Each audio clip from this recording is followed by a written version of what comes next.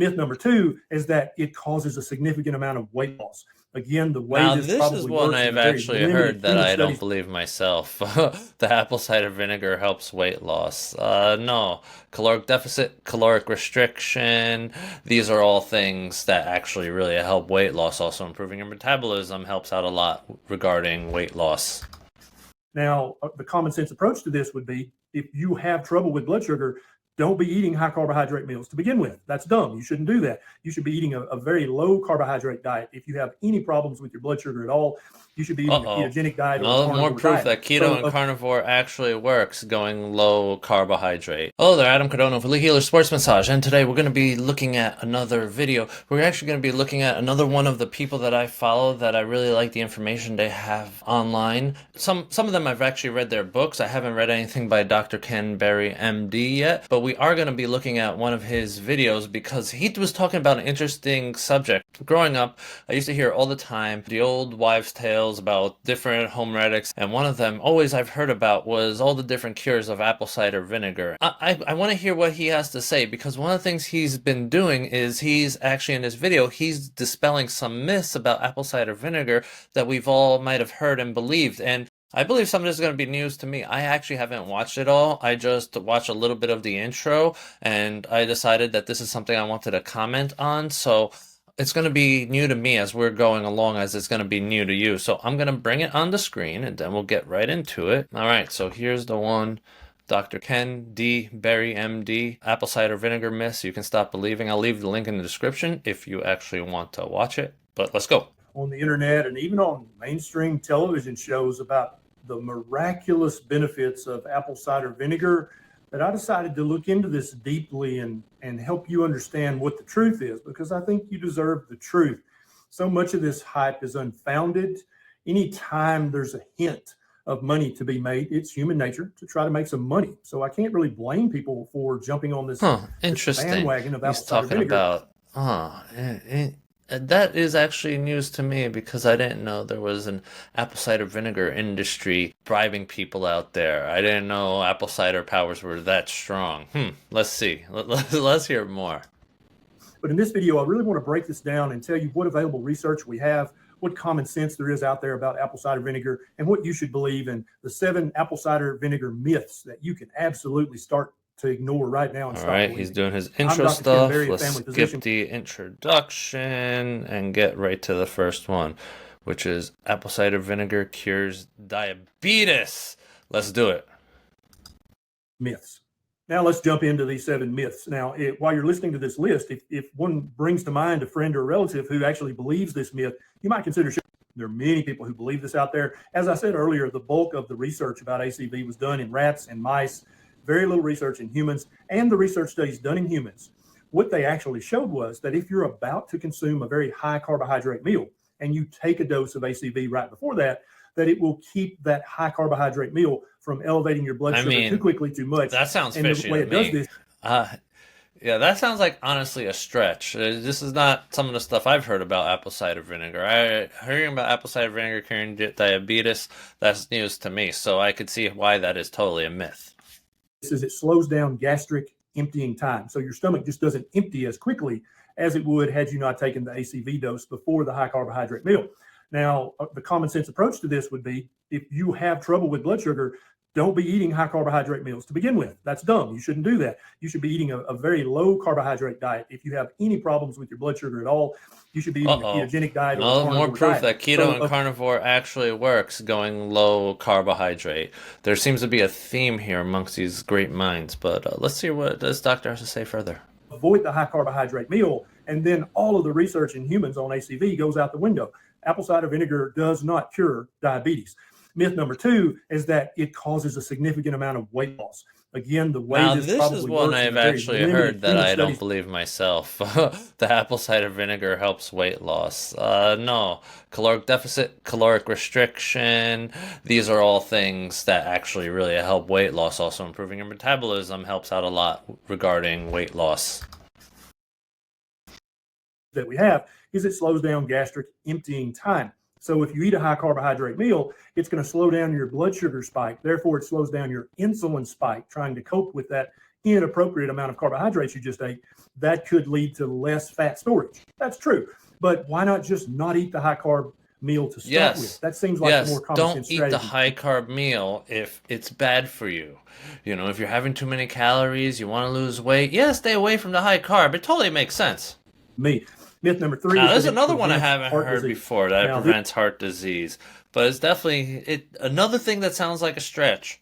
It's definitely a myth. One thing you have to know when you're hearing things that sound like it's myth and it's health benefits, you need to do the research. If you can't find studies on it, then you got to open up a book and you got to go to sources. This is a time that sometimes it's not good to be getting your information off of TikTok or YouTube, and you actually got to go to hard sources. But yeah, prevents heart disease?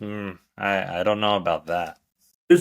There's really no research that supports this myth whatsoever. I could see indirectly how if you lowered the blood sugar spike from a high carb meal, therefore lowering the insulin spike, therefore lowering the fat storage, therefore, right, if you go 7 levels into this, then maybe indirectly it lowers your risk of heart disease a tiny amount, if and only if you're eating high carbohydrate meals. But if you'll stop the high carb diet and eat a ketogenic diet or a carnivore diet, then you won't have to worry about that to begin with. Myth number 4 is that it cures acne. It cures acne, eczema, or psoriasis. Dude, he is totally myth busting. All of these sound like stretches to me.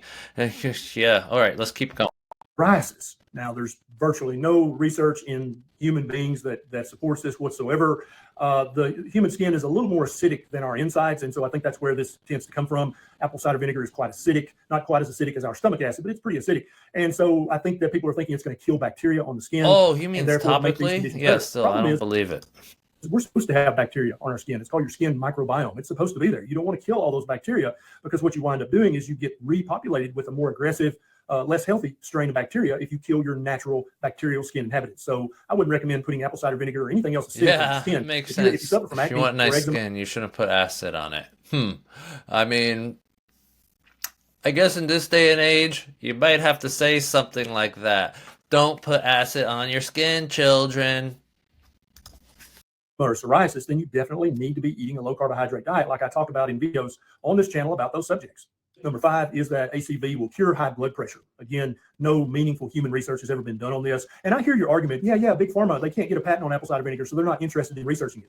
You're right about that. I agree. But just because they refuse to research it does not mean that it's actually true. Okay. And in this case, if you have high blood pressure, then you need to drastically reduce the amount of carbohydrates you're eating so that you can get your insulin levels and blood sugar levels down. That's going to help with blood pressure more than drinking a gallon of apple cider vinegar. So take the more practical route when trying to improve yourself. Day. Myth number 6 is that apple cider vinegar will cure or reverse cavities in the teeth. This is really a silly myth. There's no research to support that. And since apple cider vinegar is very, very acidic, it's immediately going to start breaking down your enamel and the dentin of your teeth. There's no way that it could reverse or cure cavities. I totally see that. Come on now. Wow, I didn't even think that was a myth. Totally. I'm glad Ken Berry's making this a myth busting, because Jesus Christ, wow. Finally, myth number 7, apple cider vinegar cures PCOS, or polycystic ovarian syndrome. Again, there's virtually no research in human beings that support this. The studies that they do have are very limited. That was the last one. We don't need to watch the last few minutes of this. But yeah, wow. The one thing that I've actually heard about apple cider vinegar, and after watching this, I'm just going to double back and make sure I got my information right, is that apple cider vinegar is great to help just the body regulate and downregulate and prevent inflammation. But now, even after watching this, I'm honestly questioning, and I'm going to have to go do a little bit of research and just make sure that it's valid information and it's not just I'm doing a half a shot of apple cider vinegar as self-care when I don't have to. Because honestly, I'd take it straight up, no chaser. And that is rough. And it's rough in a different way from having like a liquor and doing a shot of liquor. I'm not saying try doing half a shot of apple cider vinegar, but that's how I did it for my health. And this was a great video. Honestly, I'm going to go right down, give it a like, because I was watching it as you were watching it. And Dr. Canberry, the reason I talk about him is because he's one of those great minds out there. I know a lot about sports massage. I know a lot about training with my license as a massage therapist and my certification and education as a exercise scientist, fitness trainer, athletic trainer, So one of the things is, even I have role models, even I have people that I look up to. And while I have all my specializations in education, hearing all this, it's just part of the greater package of you're taking care of yourself. You should always learn more and more daily, because as you go, you might read studies that you didn't know, and then it adds new knowledge, or you gain mastery in one area, but you want to learn about the other areas. So health and fitness professionals should still be learning, even though it might not be something that's in their field, but they should still learn about it for their own self. And it's a great time just to have dialogue and just share information from person to person. This is why just bouncing off of someone's video, I think, is a great thing. I will be getting back into other more informational videos like I used to talk about. I got some stuff coming up. I think you're going to like it in the future, so make sure that you stay tuned and are subscribed to this channel. Now, let's go into a little bit more. And you can watch a video right here that I think you'll like, or you'll watch this one. And thank you for watching, and I'll see you in the next video.